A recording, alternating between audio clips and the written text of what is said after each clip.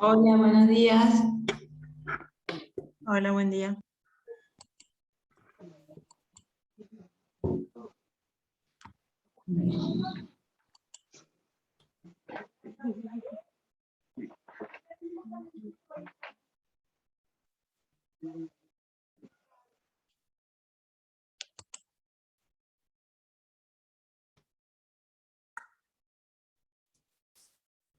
Bien, quiero primero saber si se escucha bien el audio, si se ve la pantalla que estoy compartiendo. Sí, se escucha. Gracias.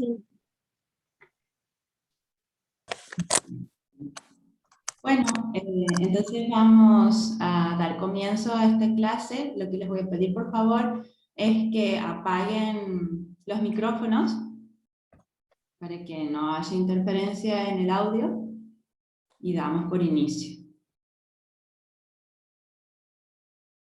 Bien. Bueno, en esta oportunidad vamos a hablar sobre las enfermedades cerebrovasculares. Vamos a comenzar. Bueno, primero me voy a presentar. Muchos de ustedes ya han estado acompañándonos en las clases anteriores. Mi nombre es Laurencia Moyano Ferreira, soy psicóloga y formo parte del equipo de trabajo de terapia neurocognitiva. Bien, los objetivos de esta clase van a ser poder describir la enfermedad cerebrovascular, exponer la etiología de la enfermedad cerebrovascular, comprender la forma de presentación y de evolución, y describir el curso clínico y los tratamientos con los que contamos para poder afrontar las consecuencias de la enfermedad cerebrovascular. En un primer momento vamos a hablar un poquito acerca de datos epidemiológicos, lo cual es realmente bastante necesario y además nos da una idea acerca de cómo ocurre esta enfermedad en la población. Y bueno, la enfermedad cerebrovascular es un problema de salud pública, de acuerdo a las diferentes investigaciones e índices que maneja la Organización Mundial de la Salud. Los accidentes cerebrovasculares representan la segunda causa de muerte, ¿sí?, a nivel mundial. Entre el 9 y 9,7% de las muertes corresponden a un accidente cerebrovascular o a las complicaciones que acarrea, digamos, las secuelas de esta enfermedad. ¿Sí? Otro dato importante que los estudios epidemiológicos nos brindan es que ponen en evidencia que esta enfermedad ocurre con mayor prevalencia en aquellos países con ingresos medios y bajos. ¿Sí? ¿Por qué es importante que podamos conocer estos datos que nos brinda la epidemiología?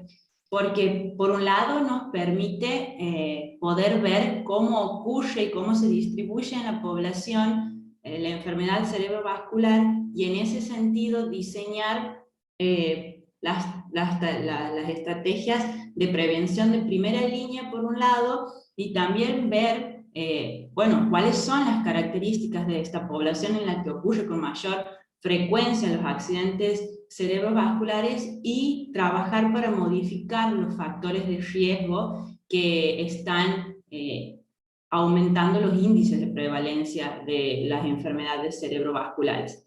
Lo que se sabe también es que su tasa de recurrencia a 2 años va desde el 10 al 22%. Es decir, la persona que ha sufrido una enfermedad cerebrovascular, una ACV, tiene una probabilidad del 10 al 22% de volver a sufrir otra en el lapso de 2 años.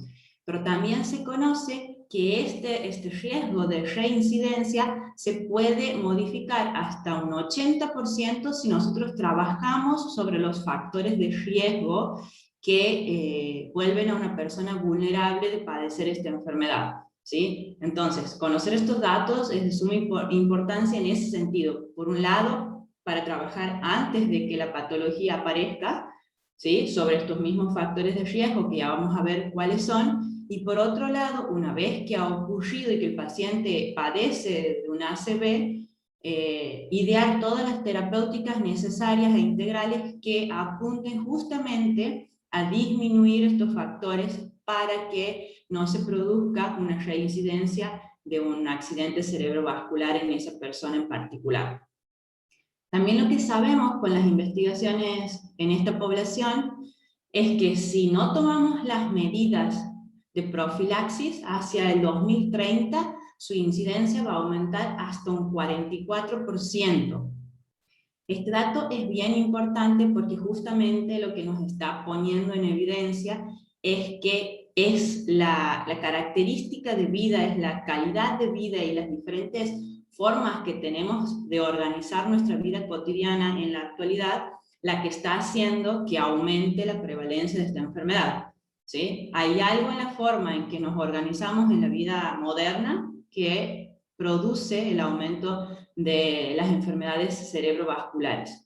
Y otro dato bien importante es que a partir del año 2000 lo que se ha podido observar es que ha aumentado la tasa de mortalidad y de morbilidad en personas menores de 65 años a raíz de enfermedades cerebrovasculares, ¿sí? Entonces, digamos, las investigaciones apuntan a ver qué hay en la forma de organizarnos, qué hay en nuestras rutinas de vida que hace que, por un lado, aumente la prevalencia de esta enfermedad y por otro lado, ya no solo se trate de una enfermedad que ocurre en la tercera edad, sino que está ocurriendo a adultos también, es decir, a personas menores de 65 años. Y un poco ese es el objetivo de terapia neurocognitiva. Por un lado, nosotros brindamos un trabajo de evaluación y de terapéutica de las patologías neurodegenerativas, pero también, y a raíz de estas clases que estamos programando, vamos trabajando en esa dirección, ¿no? En poder tomar acción sobre las medidas de profilaxis primarias, que son estas justamente.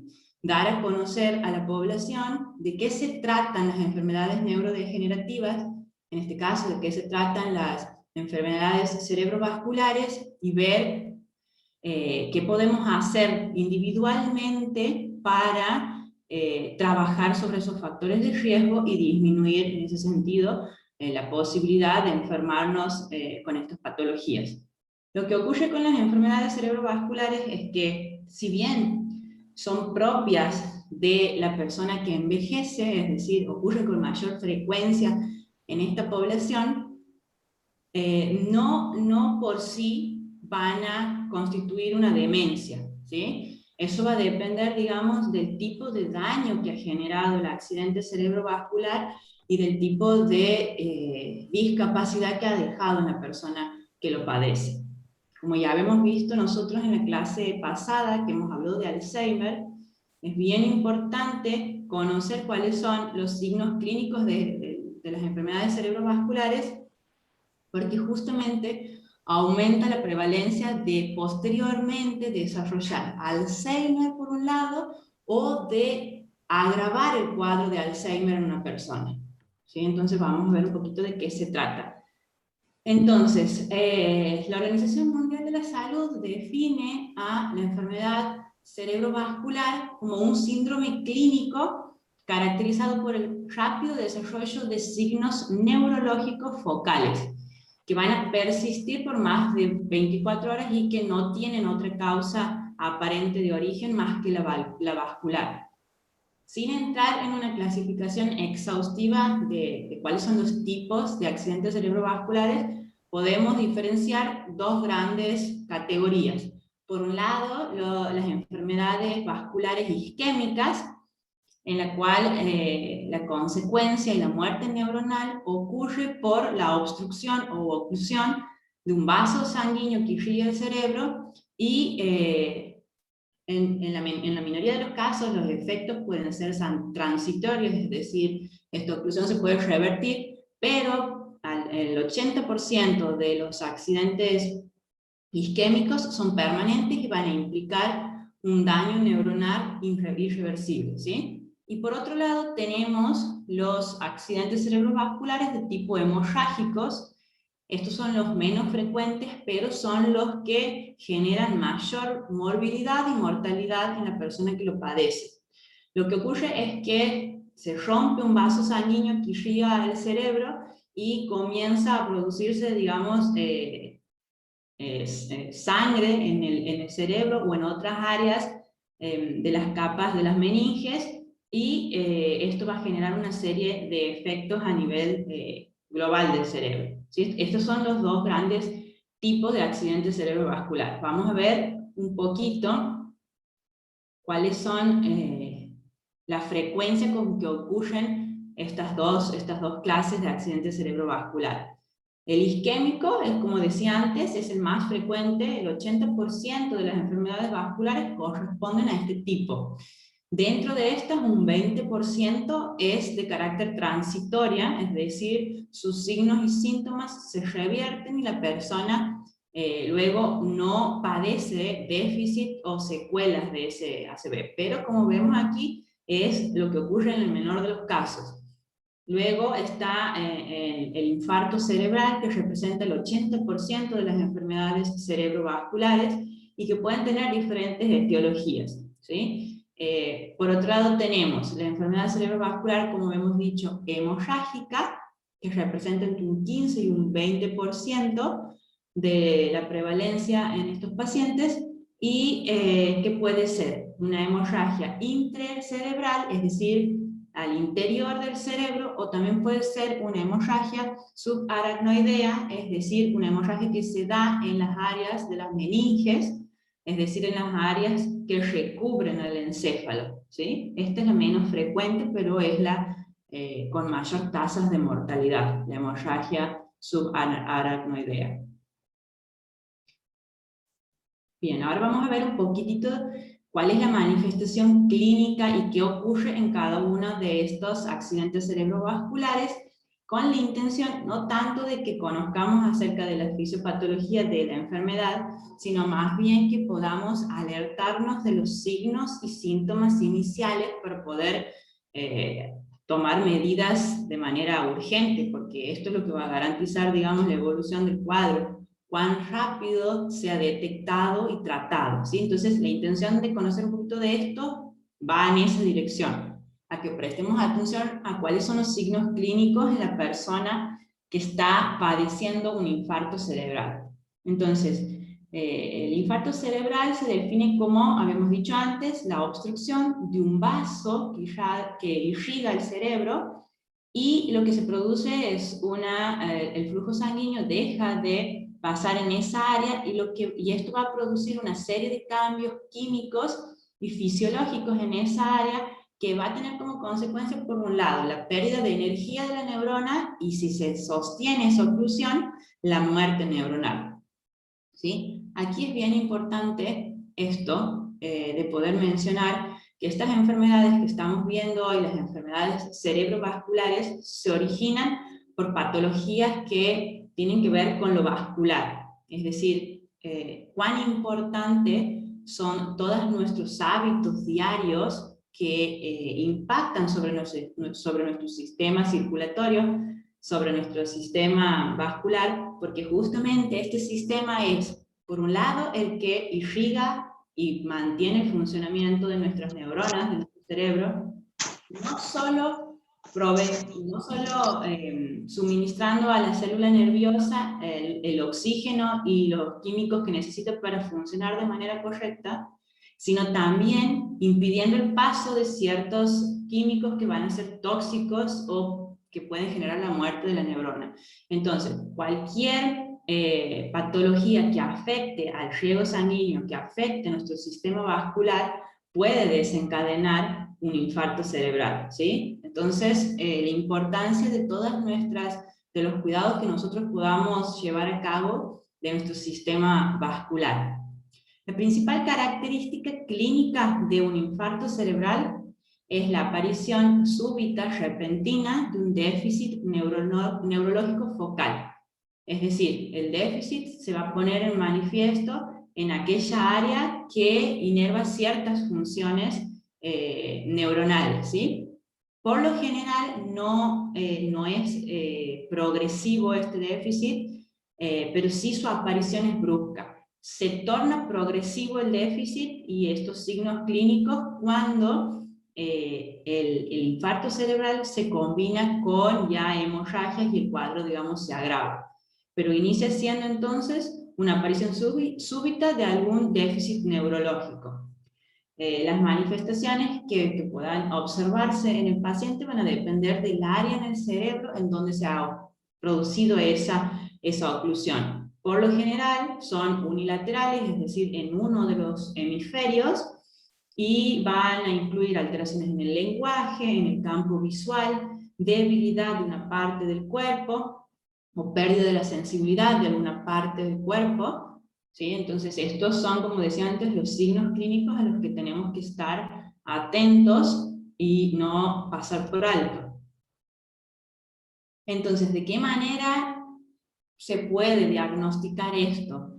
Si bien el paciente o el familiar es el que se alerta de estos primeros signos clínicos que llevan a una consulta de urgencia, para poder corroborar de qué se trata, los estudios de imágenes son los que se muestran como indispensables para poder diagnosticar de qué enfermedad se está tratando en este caso y de qué tipo de infarto cerebral está padeciendo el paciente. Entonces, lo que se utilizan son tomografías axiales, angiografía cerebral, que van a poner de manifiesto cuál es el riego sanguíneo en el cerebro y localizar precisamente en qué área se está produciendo esa oclusión. Y en ese sentido es importantísimo la actuación de estas primeras atenciones médicas, porque van a tener una incidencia por un lado, en la terapéutica que se le dé al paciente, y por otro lado, en la evolución del cuadro, ¿sí?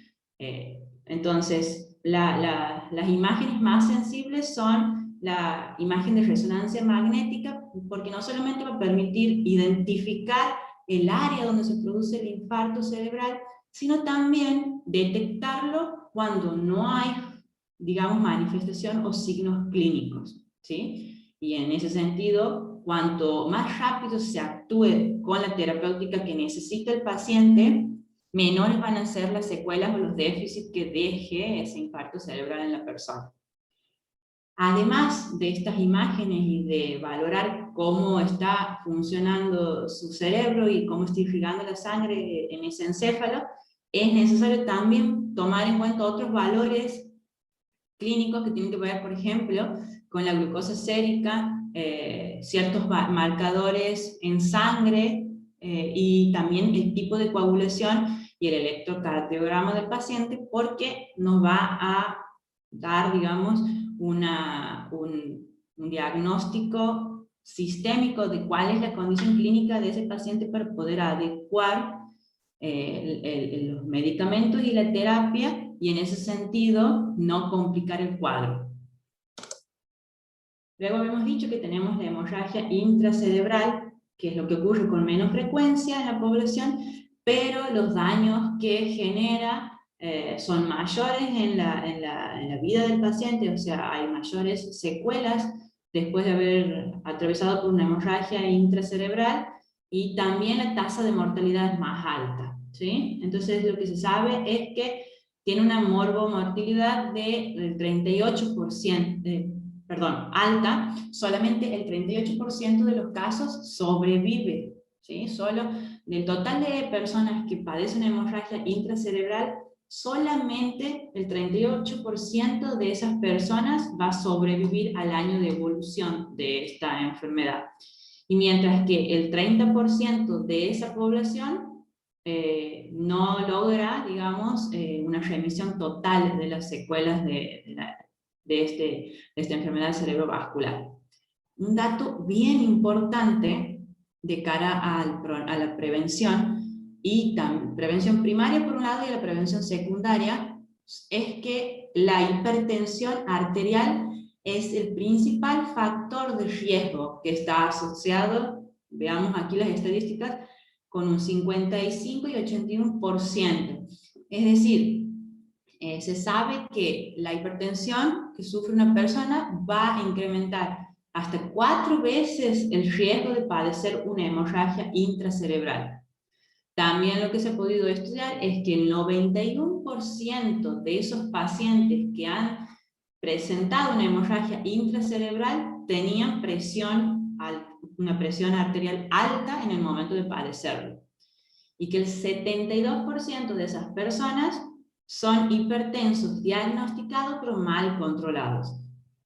Entonces, esto es un dato muy importante porque nos alerta acerca de la relevancia que tiene el cuidado de nuestra hipertensión y de nuestra presión arterial para evitar las enfermedades neurodegenerativas. Como habíamos visto ya en la clase pasada sobre Alzheimer, la hipertensión arterial también era el principal factor de riesgo, junto con la edad, en el desarrollo de las enfermedades de Alzheimer, ¿no? Aquí vemos esto, ocurre lo mismo. La hemorragia intracerebral hipertensiva, es decir, esta que se produce a raíz de subas de presión, es el resultado de la ruptura de las paredes de los vasos sanguíneos que irrigan nuestro cerebro y que se producen en determinadas zonas, generalmente en los núcleos basales, en las zonas internas del cerebro. Las manifestaciones clínicas se producen de forma repentina y con síntomas que progresan rápidamente. Esto, si nosotros vemos, es diferente de lo que ocurre en un infarto cerebral, en donde generalmente los síntomas no son progresivos. Es decir, a medida que avanza el tiempo, el paciente empieza a mostrar mayores signos clínicos que van a corresponder, digamos, al área puntual del cerebro donde ha iniciado esta hemorragia. Lo que ocurre con frecuencia es que este déficit neurológico es mayor al inicio de la hemorragia y que también va a estar acompañado de otros síntomas que surgen de la presión que ejerce este sangrado en el encéfalo, y estos son cefaleas, dolor intenso de cabeza, náuseas y vómitos. Bien, entonces, la hemorragia, ahora vamos a ver, estábamos viendo la hemorragia intracerebral, es decir, la hemorragia que ocurre en el encéfalo, el interior del encéfalo, por lo general en las zonas centrales, y ahora vemos la hemorragia subaracnoidea, es la menos frecuente como veíamos antes, pero la morbilidad es mayor, ¿sí? Esta hemorragia se localiza en el espacio subaracnoideo, es decir, en el espacio que está en las meninges, en las capas que recubren al encéfalo y que de algún modo sirven, tienen digamos, una funcionalidad tanto para el amortiguamiento como para otras reacciones químicas del cerebro. Entonces, esto ocurre por fuera del encéfalo. Allí es donde se produce la hemorragia. El 80% de los casos son secundarios a la ruptura de un aneurisma. Representa entre el 4 y el 7% de todas las enfermedades cerebrovasculares, o sea, es la de menor frecuencia, pero lo que ocurre es que los pacientes que la padecen, si sobreviven, evolucionan con secuelas mayores e irreversibles, ¿sí? O sea, la morbilidad posterior a la hemorragia subaracnoidea es más compleja. Como decíamos antes, aquí también ocurre lo mismo. El principal factor de riesgo es la hipertensión arterial. También se asocia a esto el tabaquismo, el consumo intenso de alcohol, historias en la familia de hemorragias subaracnoideas, en la familia de primer grado, es decir, en padres que tengan antecedente de esta patología, y enfermedades hereditarias del tejido conjuntivo. Es decir, hay factores hereditarios que funcionan como factor de riesgo, ¿no? El síntoma central digamos, de las hemorragias subaranoideas es un dolor intenso de cabeza que los pacientes que lo han padecido lo describen como el peor dolor de su vida. Esto se acompaña con náuseas, vómitos, hipersensibilidad a la luz y alteraciones en la conciencia. También se corresponden con otros signos clínicos y meningios, es decir, signos que vienen de que hay determinados nervios craneales que han sido afectados por esta hemorragia, y entonces, por ejemplo, se producen signos como pérdida del control de los esfínteres, abulia, o la combinación de la hemiparesia, es decir, la falta de movimiento de una parte del cuerpo, afasias, problemas en el lenguaje, negligencias visoespaciales, es decir, la persona no puede ver o ignora lo que está en determinada parte de su campo visual, y esto se corresponde justamente con el área en donde se ha producido la hemorragia. Esto que acabo de mencionar, el último, son los signos que el paciente comienza a experimentar y que el familiar debe, digamos, alertarse y tomar medidas inmediatas cuando ocurren. Entonces, como estábamos viendo, las enfermedades cerebrovasculares son enfermedades que producen un daño y una afección sistémica, por lo tanto, la terapéutica que va a demandar, la intervención que va a demandar, corresponde a diferentes especialidades médicas, ¿no? Y esto se va a ir diferenciando de acuerdo al momento en el cual está ocurriendo el accidente cerebrovascular. Es decir, en qué momento de la evolución de esta enfermedad nos encontramos va a determinar los objetivos que va a perseguir la intervención terapéutica por un lado, y por otro lado, qué profesionales o qué especialidades médicas van a ser necesarias en ese momento para el paciente. Como habíamos visto, las enfermedades cerebrovasculares, cuando se las detecta, ocurre la fase aguda, y en esta fase aguda, es decir, cuando el paciente ha comenzado a sufrir el accidente cerebrovascular y asiste a un centro de asistencia médica, en esta primera fase las intervenciones van a ser médicas, destinadas por un lado a hacer un correcto diagnóstico de qué es lo que está ocurriendo en ese cerebro, cuáles áreas están siendo afectadas y de qué tipo, como hemos visto antes, es el accidente cerebrovascular, porque si es isquémico va a demandar cierta terapéutica diferente a si es hemorrágico. Entonces, en esta primera fase de la enfermedad, generalmente hay internación y el paciente está en cuidados intensivos. Luego, transcurrida esta fase, empiezan a intervenir los profesionales destinados de algún modo a la rehabilitación, tanto motora y física como también a la rehabilitación del funcionamiento cognitivo. Y entonces intervienen disciplinas como la fisioterapia, la terapia ocupacional, la fonoaudiología, psicología, los especialistas en neuropsicología, y evaluaciones cognitivas y psiquiátricas. Digamos, el abordaje integral de las enfermedades cerebrovasculares implican a todas estas disciplinas para poder dar respuesta a las diferentes necesidades que ese paciente va a ir atravesando y mejorar el pronóstico y la evolución de esa persona.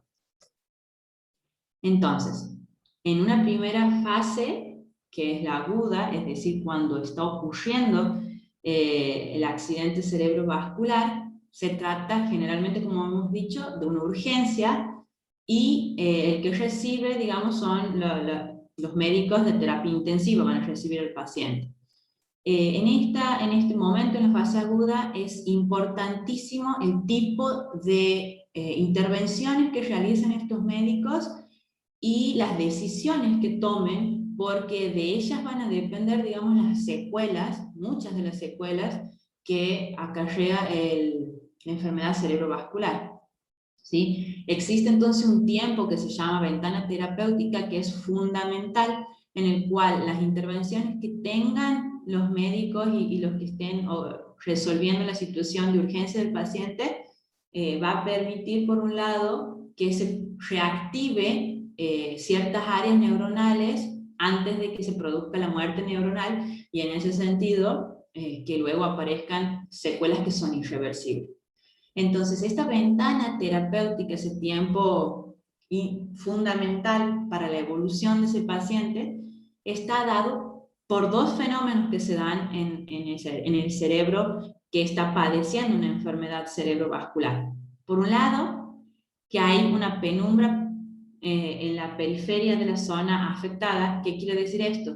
Hay una zona periférica a donde se ha producido el accidente cerebrovascular, que si se la trata en el lapso de 3 a 6 horas, el daño es totalmente reversible, ¿sí? Entonces se restaura el flujo de ese tejido, el flujo sanguíneo de ese tejido, y lo que se trata, por otro lado, es de que no se produzca una desconexión de las neuronas que están conectadas y vinculadas funcionalmente con el área afectada. Y esto ocurre en un lapso tan corto como el de 3 y 6 horas. Por lo tanto, vemos lo importante de la actuación a tiempo y de la toma de decisiones correctas cuando se está recibiendo un paciente en fase aguda con ya sea un ACV isquémico o hemorrágico. Luego, cuando ya el paciente se lo ha estabilizado, se ha diagnosticado qué tipo de ACV tiene y cuáles son las intervenciones necesarias, las intervenciones médicas necesarias, se pasa a una fase subaguda, y esta es propiamente dicha la fase de rehabilitación. Es aquí donde ya empieza a trabajarse con las secuelas que ha dejado ese accidente cerebrovascular. La premisa de la cual partimos en todo proceso de rehabilitación de las diferentes áreas, no solo en la parte neurocognitiva, es que hay una reorganización cerebral, y esta puede ser modulada a partir de las actividades y de las experiencias que tenga la persona. Entonces, el especialista, de cualquiera sea las áreas de la rehabilitación, lo que va a tener que hacer en un primer momento es un diagnóstico. ¿Cuáles son las secuelas que ha dejado este accidente cerebrovascular? Lo va a hacer a partir de evaluaciones protocolizadas y específicas, objetivas, y luego va a trabajar sobre la prevención, es decir, trabajando sobre los factores de riesgo que eviten la recidiva de un accidente cerebrovascular, y va a trabajar puntualmente con estrategias que apunten a mejorar las secuelas y la discapacidad que deja en ese paciente el ACV que ha sufrido. Entonces, el objetivo que va a perseguir todo el proceso de rehabilitación tiene que ver justamente con mejorar lo más que se pueda la capacidad funcional y la independencia de ese paciente. Entonces, en un primer momento, el que rehabilita a una persona que ha padecido un accidente cerebrovascular valora cuáles son las lesiones y el déficit funcional que tiene esa persona en un momento determinado. Esto es bien importante, lesiones y déficit funcional, porque es necesario poder observar cuál es el manejo y el funcionamiento que tiene esa persona en su vida cotidiana para poder intervenir garantizándole la mayor autonomía que pueda alcanzar. Luego también es importante hacer una estimación del pronóstico probable, es decir, es importante que el rehabilitador pueda observar cuáles son las variables que ya vamos a ir viendo, cuáles son, que sabemos que nos apuntan hacia un mejor pronóstico y una mejor evolución de ese paciente. Y esto es importante en dos sentidos. Por un lado, porque es lo que el familiar y el paciente espera saber, bueno, cuánto tiempo va a durar esto, cuánto tiempo va a durar la rehabilitación, qué resultados voy a poder conseguir y qué resultados voy a poder ver en mi vida cotidiana a partir de la rehabilitación, y para poder evitar falsas expectativas que van a afectar a la persona, al tratamiento, Y eso, digamos, es lo que en esto es fundamental, porque cuando estamos ante una enfermedad cerebrovascular, como hemos visto, el 60% de los pacientes tienen secuelas que son irreversibles y que implican algún grado de discapacidad. Entonces, valorar con precisión el pronóstico y no generar expectativas falsas en los pacientes sin caer en la desalentación, digamos, y en la pérdida de motivación de la familia y del paciente para poder trabajar en la recuperación. Y teniendo en cuenta esto que acabo de decir, lo que se hace es marcar un plan de trabajo que va a ser particular para cada persona. Porque como habíamos visto, la terapéutica no solo depende del área afectada, ni de la secuela, sino de la funcionalidad que esa persona tuvo antes de que ocurra esto, es decir, cómo era su vida antes de que ocurra esto, cuál era su trabajo, a qué se dedicaba, y de cómo a partir de estas secuelas puede manejarse en esas situaciones. Entonces, lo que vamos a empezar a trabajar cuando afrontamos un proceso de rehabilitación es, en un primer momento, exploración y la valoración funcional. Entonces, siempre que estemos trabajando con un paciente que ha sufrido una enfermedad cerebrovascular, sabemos que en la mayoría de los casos es una persona que padece alguna discapacidad, como consecuencias de las secuelas que dejó este ACV. Entonces vamos a entenderle la discapacidad como una limitación o una deficiencia que impide que la persona mantenga la misma funcionalidad que tenía antes de que ocurra el accidente cerebrovascular. Es decir, produce una afectación en su vida cotidiana y en su entorno social.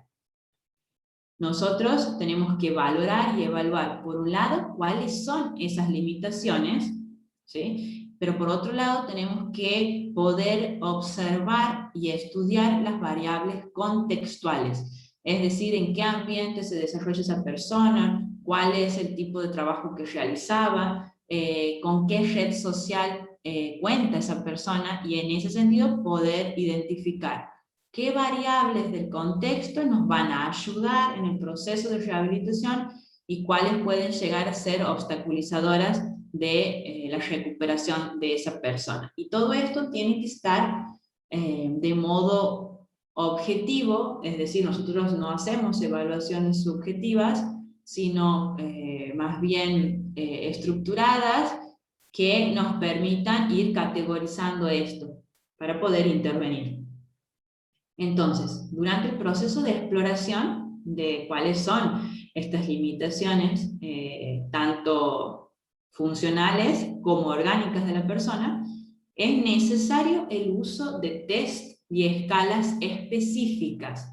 Y eso es bien importante porque justamente la intervención adecuada, la intervención pertinente y la evolución de mejoría o no de esa persona viene dada por resultados objetivos, no por la impresión del familiar, no por la impresión del médico que trata, no por la impresión del fisioterapeuta, sino por valores cuantificables de cuál es su estado inicial y cómo avanza tanto en la funcionalidad como en las pruebas de medida ese paciente en el proceso de rehabilitación. Entonces nosotros en el campo de la salud mental y puntualmente en el campo de la neuropsicología, contamos con una serie de instrumentos que son los test o pruebas psicométricas que nos permiten justamente eso, ya pasando, digamos, puntualmente la rehabilitación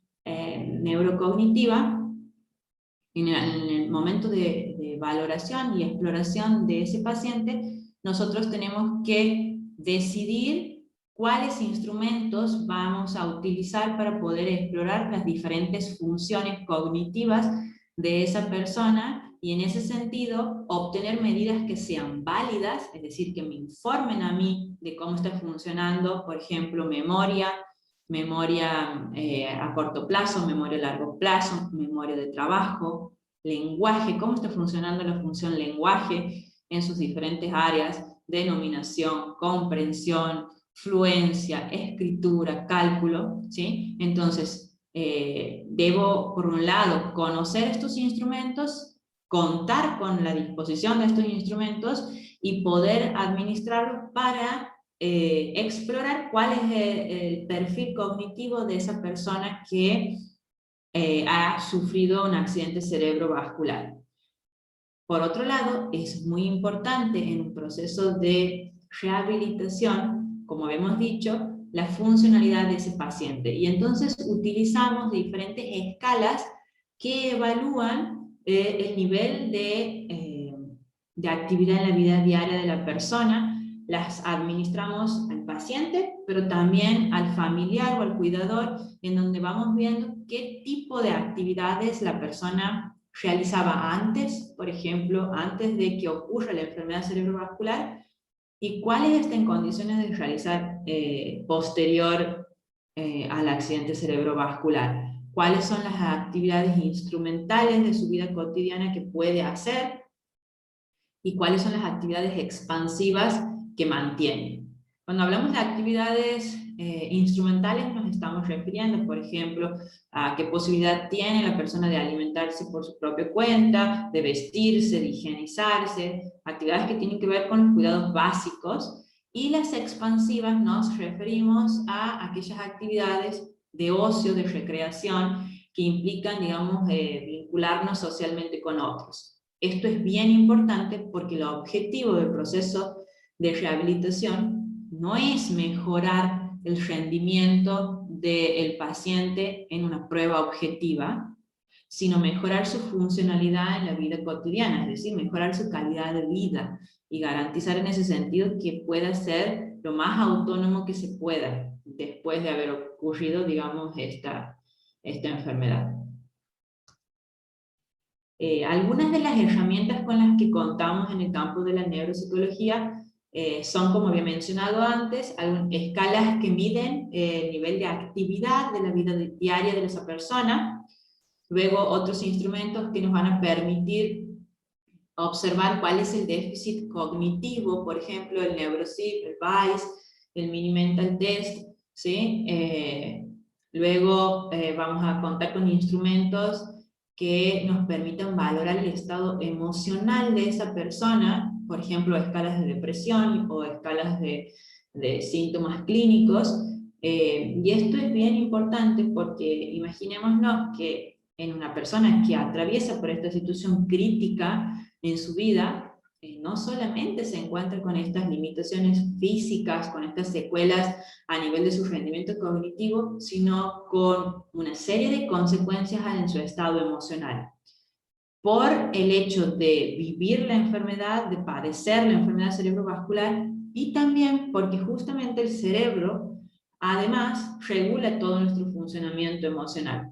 Entonces, esto se va a ver afectado. Y al nivel de la familia, ni hablar. El nivel de afectación del sistema familiar en una persona que ha padecido una enfermedad cerebrovascular demanda también ciertas intervenciones terapéuticas importantes para el proceso de mejora de esa persona. Luego, para los déficits en la comunicación, tenemos instrumentos como el test de Boston, el Token Test, que nos van a permitir evaluar el lenguaje en sus diferentes dominios: denominación, comprensión, fluencia, gramatismo, lectura, escritura, cálculo. Y ahora estamos vemos, digamos, y tenemos mayor evidencia de cuán especializada es la intervención en pacientes que han sufrido algún tipo de enfermedad cerebrovascular o una enfermedad neurodegenerativa. El profesional tratante no solamente cuenta o debe contar con conocimientos, con modelos teóricos que expliquen, digamos, el funcionamiento y qué terapéutica va a brindar al paciente, sino también con recursos materiales, es decir, tenemos que contar con la posibilidad de tener estos instrumentos que nos permitan medir el rendimiento de esa persona, porque de otro modo las intervenciones son imprecisas, no podemos valorar la evolución, no podemos emitir diagnóstico, no podemos calcular o estimar el pronóstico del paciente. Entonces, no solo es importante el conocimiento y la pericia del profesional que encara la rehabilitación en esa persona, sino también todas estas herramientas que van a permitir llevar a cabo el proceso. A ver, entonces veamos cuál es el pronóstico de un accidente cerebrovascular. La evolución típica de este tipo de enfermedades va a seguir, digamos, una curva ascendente de pendiente progresivamente menor. Es decir, el paciente va a mejorar rápidamente al inicio de la enfermedad y luego su mejoría va a ir siendo más lenta. Esta mejoría precoz, esta mejoría de los primeros meses, de los primeros momentos, tiene que ver con lo que habíamos hablado antes, y es con el tipo de medidas que se lleven a cabo en ese primer momento, como lo decíamos antes, de ventana terapéutica, en donde todavía no se ha producido una muerte total de las áreas y de las neuronas, sino que hay un tejido que, si se lo activa y se logra, digamos, que se desobstruya esas áreas, va a poder seguir funcionando y no se produce la muerte neuronal. Entonces, por eso es que lo que se evidencia es que en estos primeros momentos, en este primer mes, ya vamos a ir viendo exactamente en tiempo de qué se trata, es donde el paciente mejora con mayor rapidez. Luego, la mejoría a largo plazo va a estar supeditada a la plasticidad neuronal y al tipo de terapéutica que se diseñe para esa persona. Los indicadores de mejoría, que esto decía antes que era importante saber qué variables me van marcando el pronóstico de evolución de ese paciente, son la edad, la clínica, el estado, digamos, clínico en el que se encuentra ese paciente, la ausencia de control para la sedestación, el deterioro funcional previo, la percepción de escaso apoyo social y la recidiva de ictus, es decir, que ya haya tenido en otras oportunidades accidentes cerebrovasculares. Entonces, lo que sabemos es que el 95% de la recuperación se habrá logrado hasta el tercer mes, siendo el primer mes y medio la recuperación más rápida. El 85% de la recuperación se da en ese primer mes y medio. Ahí vemos lo importante de la intervención precoz, del diagnóstico preciso y de la terapéutica precisa para ese paciente, porque cada cuadro es único. En estos primeros momentos, como vemos, entre el primer y el tercer mes, es donde vamos a estar observando el 95% de la recuperación. Entre el cuarto y sexto mes, como decíamos, la pendiente de recuperación es leve, es decir, la recuperación va a ser menor. Y a partir del sexto mes, lo que va a pasar es que la mejoría va a ser relativa y va a ser, digamos, ya poner en evidencia cuáles son efectivamente las secuelas que tiene esa persona. Entonces, esta es la curva de recuperación esperada que los estudios con esta población, es decir, con personas que han atravesado por una enfermedad neurodegenerativa, ponen de manifiesto. La recuperación más rápida y del 95% de su funcionalidad ocurre entre el primer y tercer mes. Y luego, como vamos viendo, va produciéndose recuperación, pero en medida mucho menor, ¿sí? Hacia el sexto mes lo que pasa es que ya la funcionalidad de ese paciente, la nueva funcionalidad de ese paciente, se ha estabilizado, y entonces los objetivos de los tratamientos de rehabilitación van a cambiar. Ya vamos a ver en qué sentido se produce este cambio. Entonces, las variables a las cuales tenemos que prestar atención en los momentos iniciales de la aparición de esta enfermedad, que nos van a informar cuál va a ser la evolución de ese paciente y cuál va a ser el pronóstico, son las siguientes. Por ejemplo, edad avanzada, lo que se sabe es cuanto más edad tenga la persona, el pronóstico es peor, digamos, va a evolucionar menos favorablemente. La clínica y la discapacidad severa, cuanto más consecuencias haya en el momento agudo de secuelas y signos clínicos, menor va a ser la evolución de ese paciente. El ictus isquémico, como habíamos dicho antes, cuando se complica con un derrame, con un sangrado, con una hemorragia en el cerebro, también es una variable que predice negativamente el pronóstico del paciente. Apraxias, es decir, problemas en los movimientos, disfagia, problemas para la deglución, déficits perceptivos, como por ejemplo las hemianopsias. Las hemianopsias tienen que ver, digamos, con ignorar cierta parte del campo visual, es decir, pero no por una cuestión de atención, sino por una cuestión de daño a nivel del cerebro. Bajo nivel de conciencia, es decir, esas personas que han estado en coma o sin nivel de conciencia más allá de las 48 horas, eso ya a nosotros nos va indicando en estos primeros momentos de la enfermedad cuál va a ser el pronóstico de esa persona. Ausencia de control del tronco en la sedestación, dificultades, es decir, para integrarse, para sentarse, deterioro funcional previo, es decir, la persona ya tenía limitaciones en su vida cotidiana, en sus actividades instrumentales, antes de que ocurra el accidente cerebrovascular. Percepción de escaso apoyo social, es decir, una red social pobre o disfuncional, y la reincidencia de algún tipo de enfermedad cerebrovascular. Esos son variables que nosotros las conocemos al conocer en primeros términos al paciente y que ya nos van a ir marcando cuál es el posible pronóstico de ese paciente. Entonces, pasemos a ver cuál es el plan terapéutico.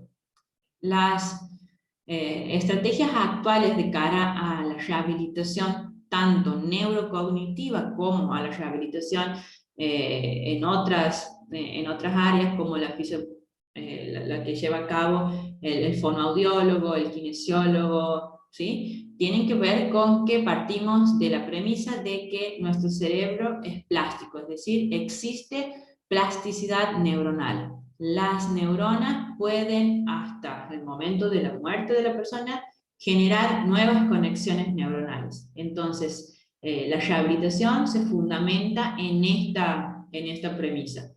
Y los esfuerzos van a estar destinados a generar actividades específicas, tanto en el consultorio como en la vida cotidiana de la persona, que aumenten justamente las conexiones de esas neuronas. Entonces, lo que sabemos es que la experiencia desarrolla las terminaciones dendríticas que comunican unas neuronas con otras. Es decir, nosotros no vamos a generar en el proceso de rehabilitación nuevas neuronas. Eso no es posible. Se trabaja sobre generar nuevas conexiones entre las neuronas que han quedado, nuevas conexiones funcionales que van a permitir, por un lado, compensar ciertas funciones dañadas y por otro lado, aumentar la independencia y la funcionalidad de esa persona con las necesidades que su vida cotidiana vaya marcando, ¿sí? Los estudios, y esto se puede atestiguar en los diferentes estudios de imágenes del cerebro, es decir, los estudios de imagen en pacientes que han sufrido un accidente cerebrovascular, lo que se puede observar es que las terapias de rehabilitación aumentan la conexión entre las neuronas y aumentan la conexión interhemisférica. Es decir, quizás esto no se atestigua puntualmente en que aumente el rendimiento en una prueba psicométrica, sino que aumente su funcionalidad en la vida cotidiana. Y eso se corresponde con un cerebro más conectado, ¿sí? Entonces, el plan de trabajo está encaminado a eso, a un entrenamiento a partir de actividades concretas en el consultorio que pongan en marcha ciertas áreas afectadas, por un lado, y por otro lado, aumentar la actividad de esa persona en su vida cotidiana. Esos serían los objetivos generales del plan terapéutico en estas personas. Y la rehabilitación, como ya podemos ir viendo, es diferente de acuerdo al momento con el cual estamos trabajando en el paciente, de acuerdo al momento de evolución de ese ACV, de esa enfermedad cerebrovascular. En la fase aguda, como hemos dicho, las intervenciones son médicas, son clínicas y tienen que ver con el momento en el cual el paciente esté internado. Y luego viene la fase subaguda, que por lo general dura desde que se estabiliza el paciente clínicamente, los 3 primeros meses, y esta es justamente la fase de rehabilitación propiamente dicha, y donde nosotros vamos a poder ver, como habíamos mencionado antes, en la mayor mejoría del paciente si el plan de trabajo se adecua a las necesidades de esa persona, ¿sí? Y luego viene una fase de estado, es decir, la persona ya se ha estabilizado en las secuelas que dejó esa enfermedad cerebrovascular, y entonces el proceso de rehabilitación no va a tener el objetivo de rehabilitar una función o un área cerebral puntual, sino más bien aumentar la funcionalidad y aumentar la autonomía de esa persona con las secuelas que dejó la enfermedad cerebrovascular. Ese sería el objetivo en una fase de estado. La fase de estado, entonces, se trabaja puntualmente en la prevención y el tratamiento de las complicaciones. Esto que decíamos antes, es muy importante trabajar sobre los factores de riesgo, es decir, si esa persona, cuáles son los valores clínicos, cuál es su estilo de vida, cuáles son las condiciones en las que está su presión arterial, porque trabajando sobre los factores de riesgo es que nosotros podemos evitar que se produzca otra enfermedad cerebrovascular, otro infarto cerebral y las complicaciones o la mortalidad de esa persona. Mantener o recuperar las funciones orgánicas, ¿sí? Esto tiene que ver con que muchos pacientes, por ejemplo, muchos pacientes que han sufrido una enfermedad cerebrovascular tienen problemas de deglución, quedan con problemas de control de los esfínteres. Entonces, la idea es poder trabajar desde otras áreas, claramente de la especialidad de la medicina, para que vayan recuperando estas funciones básicas y que son orgánicas, pero por otro lado también recuperar la capacidad funcional de esa persona, como por ejemplo la de vestirse con autonomía, la de bañarse, higienizarse, poder llevar tareas en su vida cotidiana, es decir, también recuperar su función en su vida diaria. Y por último, adaptar las funciones residuales, es decir, esas secuelas que dejó la enfermedad cerebrovascular, de qué manera con un plan de tratamiento, un plan terapéutico, pueden organizarse para que la persona esté funcionando, conectada y con autonomía en su vida cotidiana. Entonces, nuestro objetivo de trabajo es la recuperación funcional. El propósito va a ser lograr la máxima participación del paciente en las actividades de su vida. Es decir, nosotros perseguimos el objetivo de que el paciente se esfuerce y realice la mayor cantidad de actividades que pueda por sí solo. Y aquí es bien importante mencionar, digamos, la injerencia que tiene la familia en esta situación, porque generalmente al atravesar por este tipo de enfermedades y este tipo de situación familiar, el cuidador, el hijo, la familia, le brinda demasiado cuidado y protección a esa persona, y muchas veces lo que pasa es que esto limita más la funcionalidad de ese paciente. Entonces, nuestro trabajo también apunta a esto que antes mencionábamos, que tienen que ver con las variables ambientales, las variables contextuales, de poder educar, psicoeducar al cuidador, a la familia, sobre cuál tiene que ser su participación y hasta qué punto la ayuda que puedo brindarle a ese paciente está haciendo ayuda o está entorpeciendo el proceso de autonomía de esa persona, ¿sí? Y por otro lado, habíamos dicho las adaptaciones de las funciones residuales. Es decir, quedaron secuelas, cómo podemos organizar esa funcionalidad de esa persona con esas secuelas, con ese nivel de discapacidad. Y como habíamos dicho antes, nuestro objetivo en los procesos de rehabilitación no tienen que ver con que mejoren los resultados en las evaluaciones, sino en que esa persona pueda funcionar lo más parecido, o lo más cercano a lo que venía siendo su funcionamiento antes de que ocurra el accidente cerebrovascular. Si esto está muy alejado de ser así, mejorar lo más que se pueda la calidad de vida de esa persona. Entonces, para ir sintetizando, vamos viendo que es fundamental la actuación rápida y pertinente en la fase aguda. Y esta, como hemos visto, corresponde al sistema médico, digamos, el paciente está en terapia intensiva en ese momento.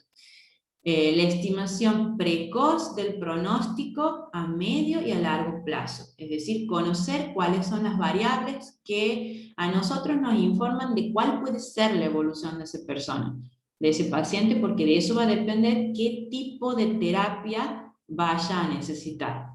Luego, la evaluación y el entrenamiento en las áreas afectadas, es decir, utilizamos instrumentos específicos para poder evaluar cuáles han sido las secuelas que dejó la enfermedad cerebrovascular y cuáles son las áreas, tanto funcionales de su cerebro como funcionales de la vida cotidiana que están afectadas. Y por último, adaptar su funcionalidad a las secuelas que ha dejado la enfermedad cerebrovascular. En ese sentido, vemos que el objetivo del proceso de rehabilitación neurocognitiva, por un lado, implica trabajar en la prevención primaria, es decir, en poder dar a conocer cuáles son los factores de riesgo, dar a conocer a las personas cuáles son las manifestaciones de esta enfermedad para actuar antes de que ocurran. Luego, un diagnóstico apresurado, un diagnóstico precoz para poder intervenir de manera rápida en la fase aguda. Por otro lado, la prevención secundaria, que tiene que ver con diseñar, digamos, estrategias que permitan a esa persona no reincidir, de acuerdo a su calidad de vida, en posteriores enfermedades cerebrovasculares. Y por otro lado, el tratamiento propiamente dicho de la rehabilitación, en donde comienzan a ejercitarse, entrenarse a partir de sesiones especializadas en consultorio y con tareas en el domicilio, el entrenamiento de las funciones cognitivas. Entonces, nuestro objetivo va a ser facilitar, mantener o devolver el mayor grado de capacidad funcional e independencia de ese paciente que ha sufrido una enfermedad neurodegenerativa. ¿Sí? Muy bien, esto hasta aquí llegamos. Muchas gracias. Y escucho si tienen alguna pregunta o comentario que quieran hacernos.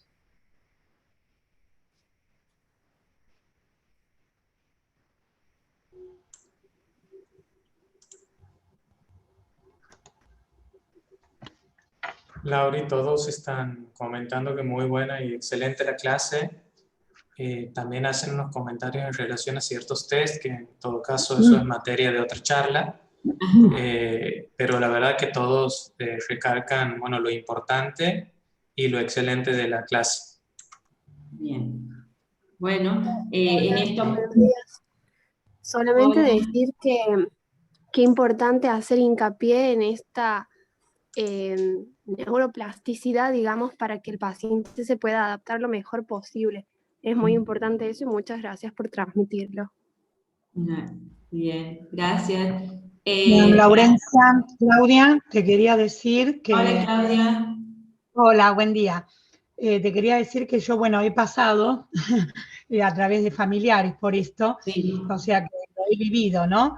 Y Sí. realmente es como lo decís, y me ha ayudado mucho a ver más allá, ahora que estoy en un hogar, una residencia, todo esto, ¿no? Y cómo poder plantearme a veces el poder ayudar desde lo mío, ¿no? En todo esto, y no digo prevenir, como decís vos, pero sí ayudar, ¿no? Así que bueno, te agradezco mucho y excelente como siempre tus clases. Bueno, gracias. Igualmente yo creo que si podemos hablar de prevenir, porque justamente eso es la Sí, prevención, esa es la prevención, ¿no?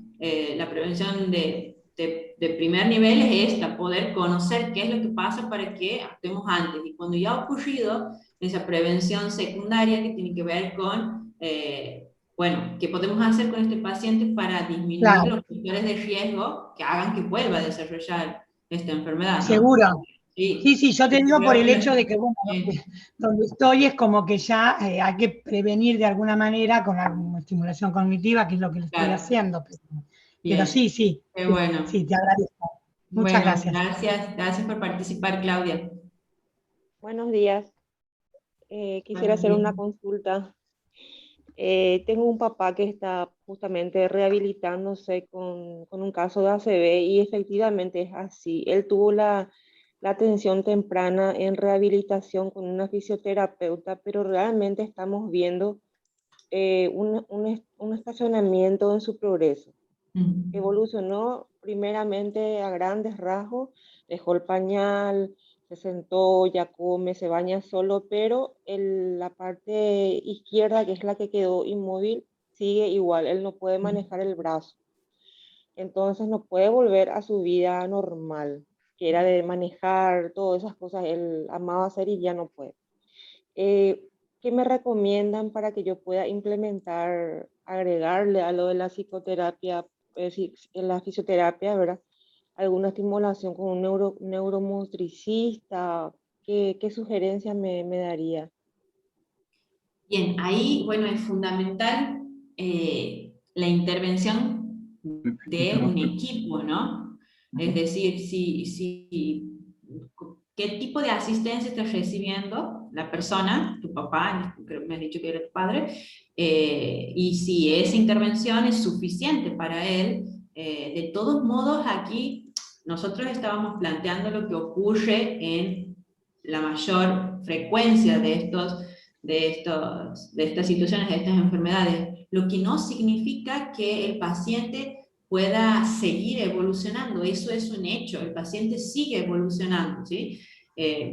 Nosotros, sobre todo en nuestra área, en la neuropsicología, nosotros recibimos a los pacientes no a los 2 meses o 3 meses, sino a veces al año de haber padecido, digamos, hay interferencia, haber padecido la enfermedad cerebrovascular y seguimos atestiguando mejoras. El tema es que la persona reciba el tipo de intervenciones que necesita. Entonces quizás necesita un kinesiólogo, un psicólogo especializado en neurorehabilitación, y funcionando de manera interdisciplinaria, es decir, comunicados entre sí.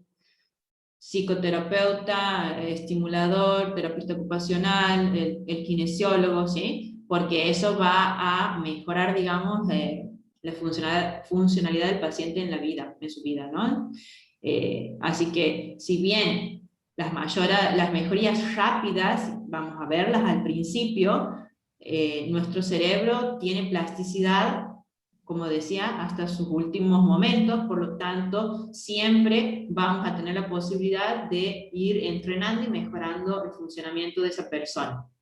Eso es bien importante porque comunicar, por un lado, ser sensibles y precisos a la hora de comunicar cuál es el pronóstico, porque pasa que muchos pacientes llegan con falsas expectativas de cuánto van a mejorar, ¿sí? Pero tampoco desalentar a esa persona ni a esa familia de que no va a poder mejorar de aquí a los 6 meses, si no lo mejoró, no lo va a poder mejorar. Eso, en la experiencia, a mí por lo menos puntualmente que trabajo en esta área, me ha pasado que sigue mejorando, por ejemplo, en las afasias, con un entrenamiento protocolizado, un entrenamiento frecuente, el paciente mejora, mucho más allá de los 2 años de haberse producido el accidente cerebrovascular. ¿Sí? Bien, bueno, vamos Bien. a... Hola. Hola. Bueno, la última consulta de Armando, y bueno, vamos cerrando, y en la próxima, Lauri, vamos a dejar un espacio más amplio para preguntas y va a ser de menor exposición, ¿te parece? Perfecto, Así ya vamos dando bien. lugar. ¿Sí? Bien. Buenos días para todos, ¿qué tal? Buenos días. Saludos de Paraguay. Bueno, yo soy neuropsicólogo, ya estoy trabajando hace mucho tiempo en la parte tanto de evaluación como rehabilitación cognitiva. Es muy importante lo que estás aportando. También quisiera forzar un poco lo que tiene que ver con lo que es la personalidad de base del paciente, ¿verdad? Sí. Porque entonces recoger datos sobre la personalidad o sobre las emociones o sobre las actividades que tenía el paciente también te da un norte como para hacer la rehabilitación. Ese feeling, ese contacto a veces con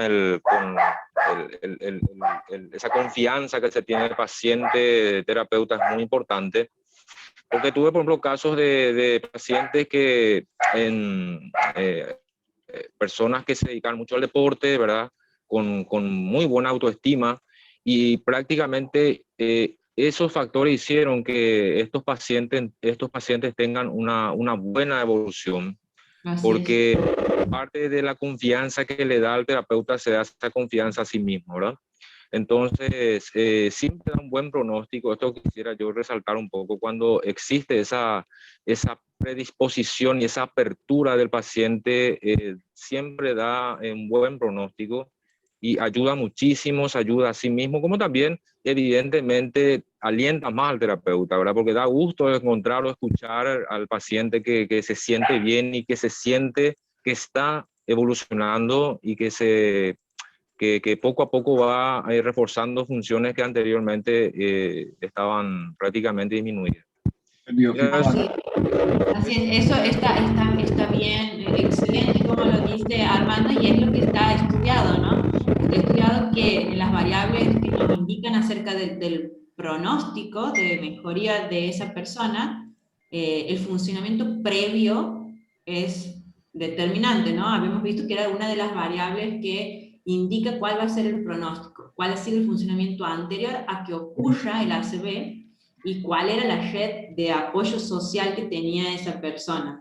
Así que sí, eso me parece que es fundamental rescatarlo también en la medida de nosotros prevenir la aparición de estas enfermedades. O sea, ¿qué impacto tiene mi vida anterior para el desarrollo de estas patologías y también para la recuperación de este tipo de enfermedades? Así que bueno, muchas gracias.